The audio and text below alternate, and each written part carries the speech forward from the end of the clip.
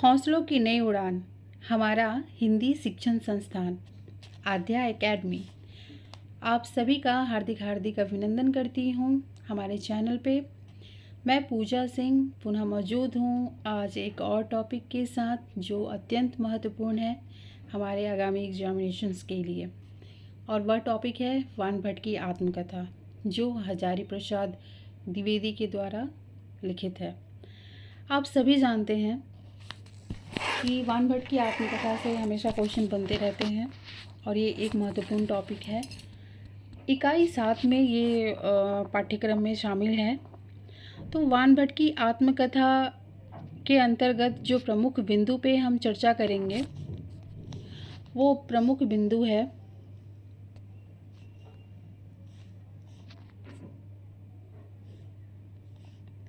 इसमें सबसे पहले आएगा हजारी प्रसाद द्विवेदी द्वारा लिखित उपन्यास। चूँकि ये उपन्यास है तो हमारे लिए ये जानना बहुत ज़रूरी हो जाता है कि हजारी प्रसाद द्विवेदी के और अन्य उपन्यास जो हैं वो कौन हैं, क्योंकि आप जानते हैं कि एग्ज़ाम में जो क्वेश्चन आते हैं वो क्रम से लगाने के लिए भी आते हैं। तो यहाँ उपन्यास को जानने के लिए हमने वो रखा है ताकि वहाँ से क्वेश्चन गलत ना हो।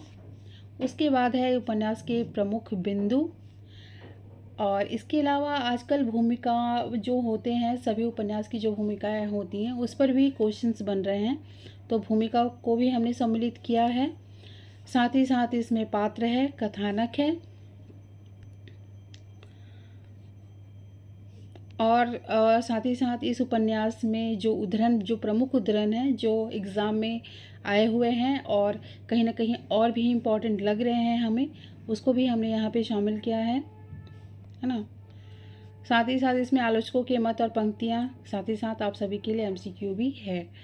तो कहने का मतलब यही है कि ये पूरा का पूरा जो आज का सेशन होने वाला है वो अत्यंत महत्वपूर्ण होने वाला है, और एक अकेला ही ये पूरा वीडियो मतलब काफ़ी है। इसमें जितने भी तथ्य हैं उसके लिए आपको अन्य कोई भी वीडियो को देखने की आवश्यकता नहीं होगी अगर आपने इस वीडियो को अच्छे से देख लिया है। ठीक है, चलिए आगे बढ़ते हैं। और निश्चित ही ये आज का सेशन आप सभी के लिए बहुत ही ज़्यादा महत्वपूर्ण होने वाला है, तो अपना साथ ऐसे बनाए रखिए। चलिए अध्ययन करते हैं।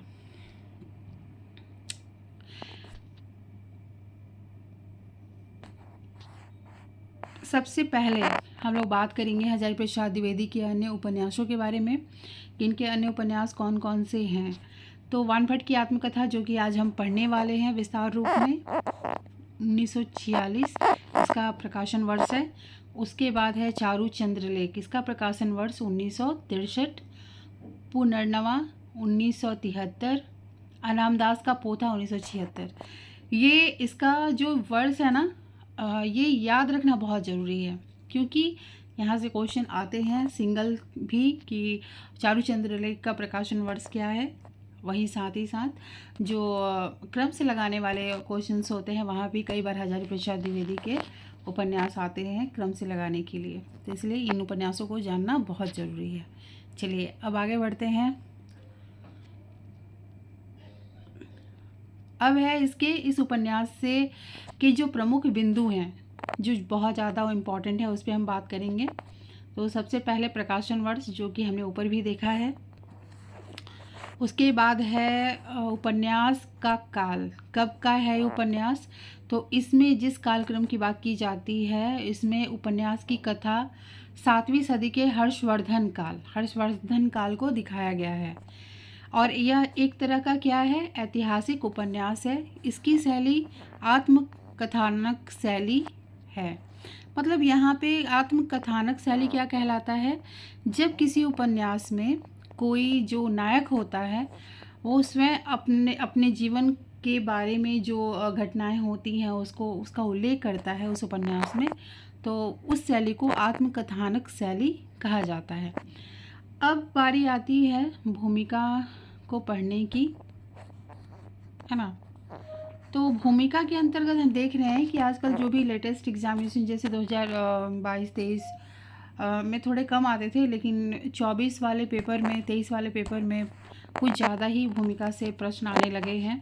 तो भूमिका को भी हमने यहाँ पे रखा है ताकि आप लोग को कोई दिक्कत ना हो। तो चलिए भूमिका पढ़ लेते हैं। इसमें ये भूमिका स्वयं हजारी प्रसाद द्विवेदी ने ही लिखी है। तो भूमिका के अंतर्गत देखते हैं कि आत्मकथा प्रकाशित हो रही है। अनेक मित्रों के आग्रह, अनुरोध और शुभेच्छा का ही यह परिणाम है। आरंभ में कथा विशाल भारत। यहाँ पे ये लाइन बहुत इम्पॉर्टेंट है, इसको अपने नोट बुक में से नोट कर लीजिए, क्योंकि आरंभ में ये पत्रिका किस प्रकार जो प्रकाशन है उसे छपती थी या प्रकाशित होती थी या पत्रिका में, तो वहाँ पे ये विशाल भारत बहुत इम्पॉर्टेंट हो जाता है। अगर उस पत्र के यशस्वी सहृदयवर श्री मोहन सिंह सेंगर ने, यहाँ इस नाम को भी लिखना बहुत ज़रूरी है, इम्पॉर्टेंट है ये। मोहन सिंह सेंगर ने बार बार बढ़ावा देकर लिखवा न ली होती तो कथा लिखी ही न जाती। विचार था कि समाप्त होने के बाद इस कथा पर एक विस्तृत आलोचना लिखी जाए। ये सब सारे कथन हजारी प्रसाद द्विवेदी के हैं, क्योंकि उनकी पुस्तक है तो उन्होंने आरंभ में ही भूमिका लिखी है। तो इसको थोड़ा सा ध्यान से देखिएगा, यहाँ से प्रश्न बनते हैं। समय के अभाव में ऐसा नहीं हो सका। सहृदय पाठकों के लिए यह कार्य छोड़ दिया गया। एक विशेष अभिप्राय से रविंद्रनाथ की एक कविता का भाव इसमें एक स्थान पर जोड़ दिया गया था। वह अभिप्राय तो सिद्ध नहीं हुआ, पर जोड़ा हुआ अंश जहाँ का तहाँ रह गया। वानभट्ट और श्री हर्षदेव के ग्रंथ कथा के प्रधान उपजीव्य रहे हैं। यहाँ से ये इम्पॉर्टेंट क्वेश्चन बन जाता है कि कौन कौन से जो इसको लेकर उपजीव इसके ग्रंथ रहे हैं। तो हर्षदेव के जो ग्रंथ हैं वो, और साथ ही साथ वानभट्ट, ये दो प्रमुख यहाँ पर आते हैं जो उपजीव के रूप में यहाँ लिए गए हैं। इन लोगों के प्रति कैसे कृतज्ञता प्रकट करूं? भाई कमल कुल श्रेष्ठ, इनके भाई का नाम था कमल कुल श्रेष्ठ, ने पुस्तक के ठीक ठीक छपने में अमूल्य सहायता पहुंचाई है। अनेक ज्ञात और अज्ञात मित्रों ने नाना भाव को बढ़ावा दिया है। सबके प्रति अपनी हार्दिक कृतज्ञता प्रकट करता हूँ। शांति निकेतन के कला भवन के भाई कृपाल सिंह, मतलब उन्होंने कृतज्ञता प्रकट की है यहाँ पर। पुस्तक के प्रच्छपट का चित्र तैयार कर दिया है। जो किताब का जैसे फ्रंट जो पेज होता है, कई बार उसमें लोग क्या करते हैं कि कई चित्र भी उसमें रखते हैं। तो उन्हीं चित्रों के बारे में यहाँ पर अभिवादन ज्ञापित कर रहे हैं कि कृपाल सिंह ने उसका प्रच्छदपट का आवरण तैयार किया था। यह चित्र उदयगिरी के विराह मूर्ति की एक फ़ोटो है। इसको ध्यान देखना होगा, ध्यान में वराह मूर्ति के बारे में, क्योंकि पूछा जाता है क्वेश्चन। भाई कृपाल सिंह उदयमान कलाकारों में हैं। भविष्य में वे अतुल कृति अर्जन करें, यह मेरी प्रार्थना है। ग्वालियर राज्य के पुरातत्व विभाग ने उदयगिरी की विराह मूर्ति का चित्र भी दिया है और उसे पुस्तक में छापने की अनुमति भी दी है। इसमें पूछा जा सकता है कि जैसे वानभट्ट की आत्मकथा के ऊपरी आवरण पृष्ठ पर कौन सी मूर्ति को रखा गया है, तो वहाँ पे आंसर हो जाएगा वराह मूर्ति। तो इसको थोड़ा सा ध्यान में रखिएगा। और उसे पुस्तक में छापने की अनुमति भी दे दी। इस कृपा के लिए मैं उक्त संस्था के प्रति हार्दिक कृतज्ञता प्रकट करता हूँ। बहुत छोटी सी भूमिका है, बहुत ज़्यादा बड़ी नहीं है, ठीक है, तो इसको ज़रा ध्यान दीजिएगा। अब आते हैं इसके पात्र परिचय के बारे में कि इसमें कौन कौन से पात्र हैं जो बहुत ज़्यादा महत्वपूर्ण हैं। तो हम देखते हैं पात्र के अंतर्गत इसमें सबसे पहला जो पात्र आता है वो है वानभट्ट। वानभट्ट इस उपन्यास के नायक हैं। हर्षवर्धन का, और ये कौन होते हैं? हर्षवर्धन का के राज पंडित होते हैं। नियतिवादी, सभ्य, शिष्ट एवं मृदुभाषी हैं। यह उपन्यास का नायक भी हैं। वानभट्ट का वास्तविक नाम दक्ष भट्ट था। यहाँ से इसको भी ध्यान में रखिएगा कि उनका वास्तविक नाम क्या था, दक्ष भट्ट। ये शॉर्ट क्वेश्चन में आ सकता है। नारी का सम्मान करता है। उसके बाद आता है यहाँ पे जो पात्र है वो है निपुणिका, निम्न श्रेणी की विधवा जो वानभट्ट से प्रेम करती है। यह बाण की नाटक मंडली की पात्र भी थी। बाद में पान की दुकान चलाती है। उसके बाद जो इसमें पात्र आते हैं वो है भट्टिनी। भट्टिनी एक क्या है? राजकन्या है। और तुवर मिलन की पुत्री है। किसकी पुत्री? तुवर मिलन की पुत्री है। इसका अपहरण होना छुड़वाना नाटक के केंद्र में है। मतलब पूरा उपन्यास एक्चुअली इसमें जो दिखाया गया है, भटनी को मुख्य केंद्र में रखकर दिखाया गया है, कैसे ये कैदी हो बन जाती है और कैद में रह के फिर यहाँ पे जो वान भट्ट है उसे कैसे छुड़ाते हैं। ये प्रमुख जो घटना है वो नाटक के केंद्र बिंदु के अंतर्गत आते हैं। उसके बाद गौण पात्र की ओर हम देखें तो अघोर भैरव वाममार्गी साधक हैं। लोरिक देव भद्रेश्वर दुर्ग का स्वामी है। सुगत भद्र आते हैं जो कि बौद्ध भिक्षु एवं आचार्य हैं। महामाया है जो ग्रीव वर्मा की रानी है। सुचरिता उपकथा के अभिनेता अन्य कृष्णवर्धन विग्रह वर्मा तुवर मिलिंद राजश्री। इसके अंतर्गत जो बहुत इम्पोर्टेंट जो पात्र आते हैं गौण में, जो कि ज़्यादा पूछे जाते हैं, उसमें से एक लौरिक देव हैं। लौरिक देव के बारे में पूछा जाता है। महामाया, सुचरिता और तुवर मिलिंद, विग्रह वर्मा, ये सब थोड़े पूछे जाते हैं। ग्रीव वर्मा के बारे में भी ये पूछा जाता है किसकी रानी थी महामाया, तो ग्रीव वर्मा की रानी थी। इसको आप ध्यान से देखिएगा। चलिए अब आता है यहाँ पे बारी कथानक पढ़ने की। तो कथानक के अंतर्गत हम समझेंगे इसकी पूरी कहानी, कथा वस्तु, कि इसमें कहानी क्या रखी गई है, ताकि अच्छे से हमें समझ में आ जाए। चलिए आगे बढ़ते हैं, ध्यान से पढ़िएगा। हजारी प्रसाद द्विवेदी का यह उपन्यास इतिहास संगत तथ्यों और सृजनात्मक कल्पना का अद्वितीय संगम है। 7वीं सदी के हर्षवर्धन युग की राजनीति, समाज, अर्थव्यवस्था, धर्म और संस्कृति सब कुछ इसमें एक साथ सजीव हो उठता है। 20 उच्छ्वासों में बांटा गया है।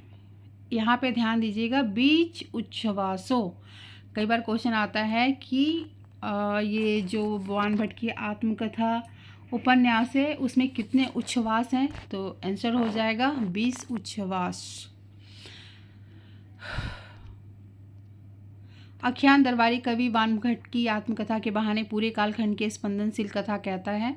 बहुत संक्षिप्त में चीज़ें दी गई हैं ताकि आप सबके दिमाग में अच्छे से बैठ जाए, और एक बार में अगर नहीं समझ में आता है तो फिर से वीडियो को देखिए 2 से 3 बार, सेम वीडियो को समझ में आ जाएगा। स्थिरता, धैर्य बहुत ज़रूरी है प्रिय विद्यार्थियों चीज़ों को समझने के लिए। अगर हम एक जगह स्थिर होकर माइंड को अच्छे से नहीं पढ़ेंगे देखेंगे तो चीज़ें हमारे मतलब हमें याद नहीं होंगी।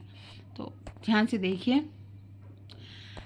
बहुत ही मेहनत से कंटेंट बनाए गए हैं आप सबके लिए, और निश्चित ही ये एग्ज़ाम के लिए बहुत ही महत्वपूर्ण होने वाला है। इसको बहुत ध्यान से पढ़िए।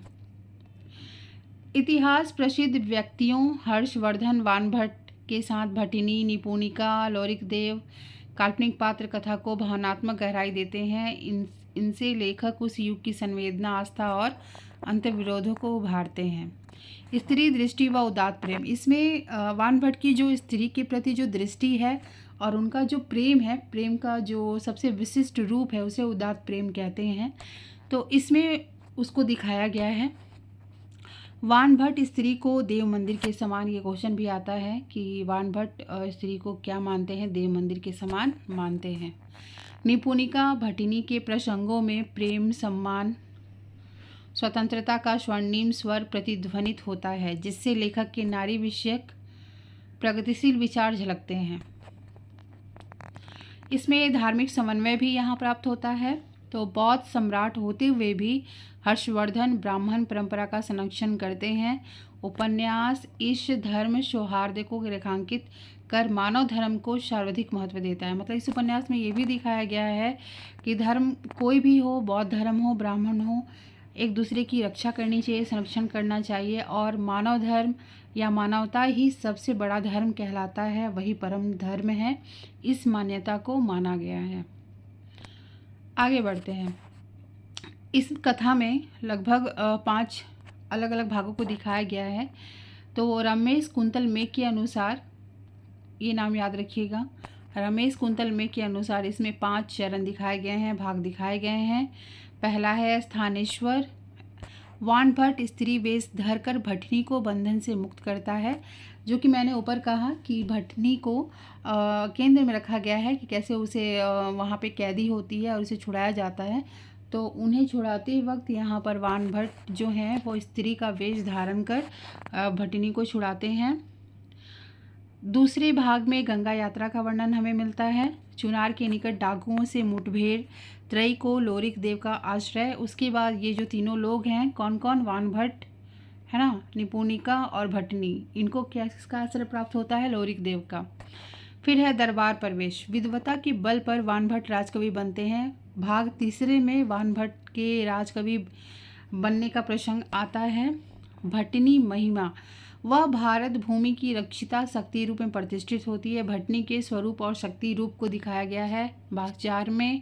और 5वें में रत्नावली का मंचन दृष्टिगोचर होता है। दरबार में नाटक के दौरान निपुणिका का दुखांत वान भट्ट भटनी को तुवर मिलिंद के पास भेज अपने ध्येय को पूर्ण करते हैं। यह कृति इतिहास का साक्ष्य ही नहीं, भारतीय सांस्कृतिक चेतना का आलोक स्तंभ है, जहाँ धार्मिक सहिष्णुता, नारी गरिमा और मानवीय उदात्तता जैसे मूल्य दिगंतर तक प्रकाशित होते हैं। वान भट्ट की आत्मकथा दरअसल अतीत की गंभीर पड़ताल के साथ साथ समकालीन समाज को भी मानवीयता और समन्वय का संदेश देती है। अब इसके अंतर्गत आए हुए प्रमुख उद्धरण को देखते हैं। उपन्यास के उद्धरण बहुत ही इंपॉर्टेंट हैं, क्योंकि यहाँ से क्वेश्चन आते हैं तो उस समय हम कन्फ्यूज़न में आ जाते हैं कि कौन से उद्धरण हैं और किस उपन्यास से लिए गए हैं, थोड़ा हमें पहचानना मुश्किल हो जाता है। तो इसलिए यहाँ जो कलेक्शन लेकर मैं आई हूँ वो पूरा का पूरा बहुत इम्पॉर्टेंट है, और साथ ही जो एग्ज़ाम में आए हुए हैं उन्हीं उद्धरणों को यहाँ पे मैंने रखा है, ताकि आपको बेवजह की चीज़ें ना पढ़नी पड़े। जो इम्पॉर्टेंट है वही पढ़ के आप एग्ज़ाम के लिए रेडी हों और आपके एग्ज़ामिनेशन अच्छे हों। चलिए तो उद्धरण की ओर हम बढ़ते हैं। पहला उद्धरण है, चिंता में निमग्न मनुष्य अंधा होता है, बुद्धिमान की नीति मौन होती है। ये कथन किसका है, वान भट्ट का। तर्क से विद्वेष बढ़ता है, विद्वेष से हिंसा पनपती है और हिंसा से मनुष्यता का विध्वंस होता है। ये कथन है आचार्यपाद का। इस ब्राह्मण का प्रत्येक अणु देवता है। देवता ने जिस रूप में तुम्हें सबसे अधिक मोहित किया है उसकी पूजा कर। ये कथन है बाबा का। जब तक तुम पुरुष और स्त्री का भेद नहीं भूल जाते तब तक तुम अधूरे हो, अपूर्ण हो, आसक्त हो। पुरुष निसंग है, स्त्री आसक्त। पुरुष निर्द्वंद है, स्त्री द्वंद्वोन्मुखी। पुरुष मुक्त है, स्त्री शिक्षा। पुरुष स्त्री को शक्ति समझकर ही पूर्ण हो सकता है, पर स्त्री स्त्री को शक्ति समझकर अधूरा रह जाता है। ये कथन है महामाया का। स्त्री प्रकृति है वत्स, उसकी सफलता पुरुष को बांधने में है, किंतु सार्थकता पुरुष की मुक्ति में है। ये बहुत इम्पॉर्टेंट है, वेरी वेरी इम्पॉर्टेंट। ये महामाया की पंक्तियाँ हैं, उद्धरण है।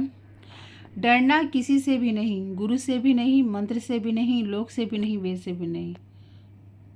Very very important.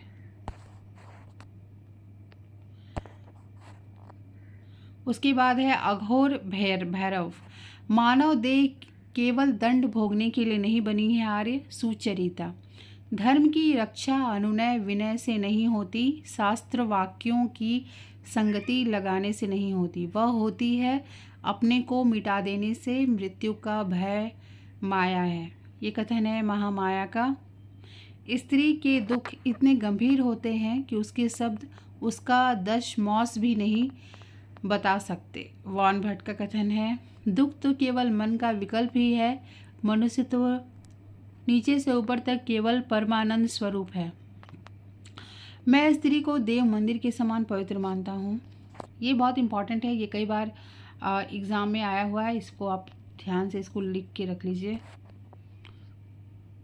बाकी कुछ MCQ बनाए गए हैं ताकि ये समझ में आए कि आपने जो अध्ययन किया अभी सारा जो अभी आपने अध्ययन किया है ये MCQ उस पर ही आधारित हैं, ज़्यादा नहीं है। अलग से हम MCQ का अलग से वीडियो बनाएंगे जिस पे आप सबकी मौजूदगी रहेगी, और साथ ही साथ आप उसमें अपने स्कोर को देख पाएंगे कि आपने कितना स्कोर किया कमेंट के ज़रिए, है ना। तो अभी फ़िलहाल जो हमने पढ़ा है ये MCQ उस पर ही आधारित है, और कमेंट में इसका आंसर आप लोग ज़रूर बताइएगा कि इसका आंसर क्या होगा, उसके बाद सही आंसर को मैं प्रेषित करूँगी। चलिए, पहला क्वेश्चन है, वानभट्ट की आत्मकथा उपन्यास कितने उच्छावचन में विभक्त है? ऑप्शन ए है 20, ऑप्शन बी है 22, ऑप्शन सी है 24, ऑप्शन डी है 26। बताना है।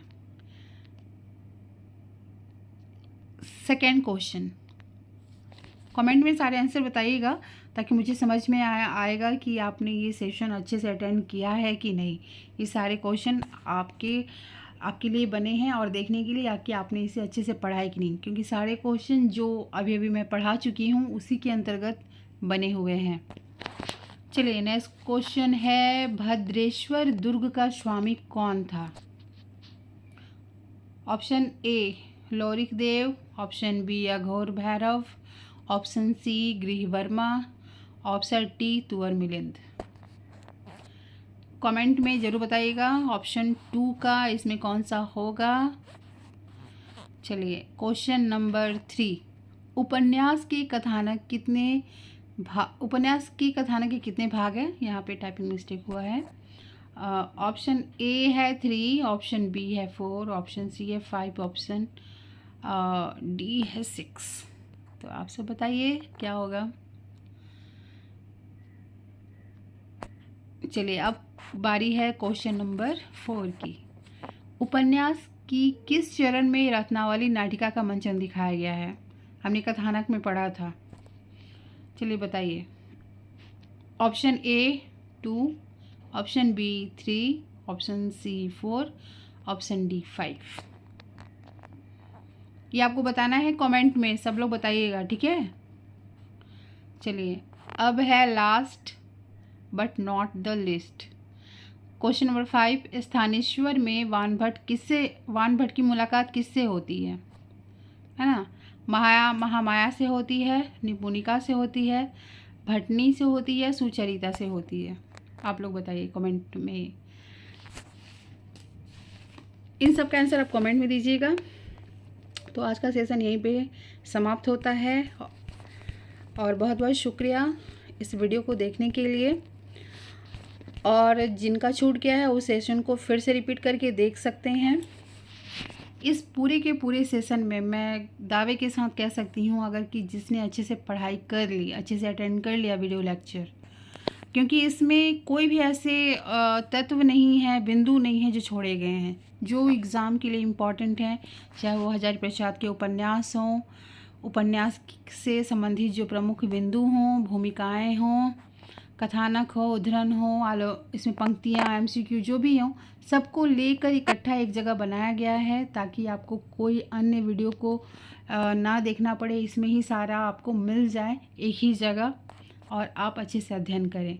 नहीं समझ में आने पे फिर से रिपीट करिए, फिर से देखिए, समझिए और अंतर मन में बैठाइए। बहुत ज़्यादा पढ़ने से अच्छा है कम को अच्छे से पढ़िए, इससे आपकी तैयारी बहुत अच्छी होगी।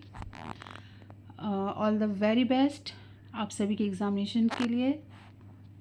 ऐसे ही मिलके पढ़ाई करते रहेंगे आप सब, अब ऐसे ही प्यार दर्शाते रहिए।